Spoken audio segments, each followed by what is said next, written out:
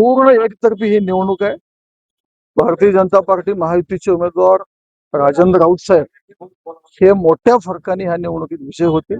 ह्या निवडणूक लागण्याची कुठलीही शक्यता खूप कमी होती, पण केवळ विरोधाला विरोध म्हणून ही जी निवडणूक लागलेली आहे, निकाला दिवशी विरोधकांना त्यांची जागा दाखवणारी निवडणूक असेल.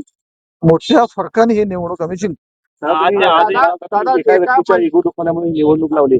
त्या व्यक्तीचा इगो आता संपलाय का? या निवडणुकीच्या मतदानाने संपेल असं निकाला दिवशी संपून जाईल. निकाला दिवशी ज्यांनी निवडणूक लावला ज्या इगो पोटी, तर त्यांना त्या दिवशी ती जागा कळून जाईल की आपण आपलं संख्याबळ नसताना सुद्धा ही केवळ आपल्या स्वतःच्या इगोसाठी ही निवडणूक जिल्ह्यावर लढली.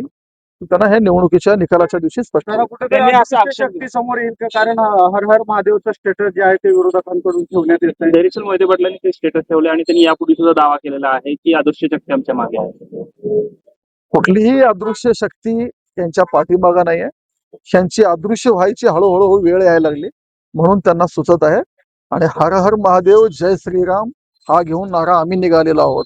त्यामुळं हर हर महादेव जय श्रीराम ही नारा आमच्या सोबत आहे.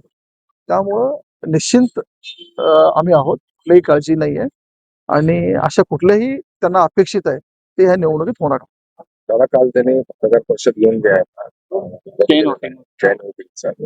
त्याच्यावर काय त्यांना आरोप करण्याच्या पलीकडं चेन वोटिंग असतील किंवा इतर काही गोष्टी असतील त्याच्या पलीकडे जागाच नाहीये.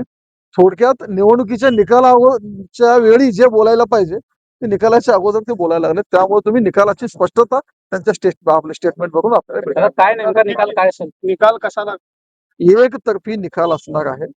आम्ही त्यांना 2 अंकीवर ठेवण्याचा प्रयत्न करत आहोत आणि त्यात आम्हाला यश येईल.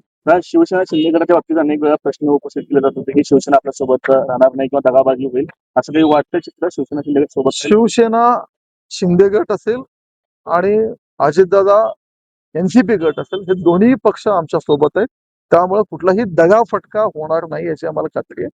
महायुती भक्कम आहे आणि आम्ही चांगल्या बहुमताने निवडून येऊ. कुठेतरी स्थानिक आघाड्यांचा पण प्रश्न होतो या बाबतीत, ते तुमच्या सोबत राहिलेत, उघड राहिलेत खूप, असे लपूनही नाहीत, ओपन उघडरित्या आमच्या सोबत आहेत.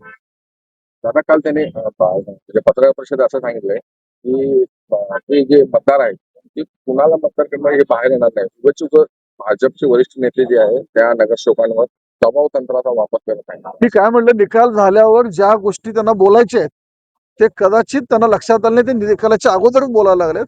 थोडक्यात निकाल झाल्यावर जे कारण सांगायचे आहेत ते अगोदर मांडत आहेत. त्यामुळं आमचा निकाल स्पष्ट आहे, आमचा विषय निश्चित आहे. राजेंद्र राऊत भाजपा महायुतीचे उमेदवार यांचा विषय निश्चित आहे. थँक्यू.